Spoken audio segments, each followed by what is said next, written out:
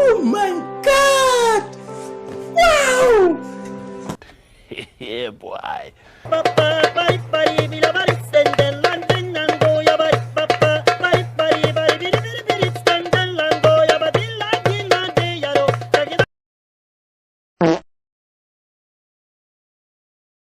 Bye, have a great time.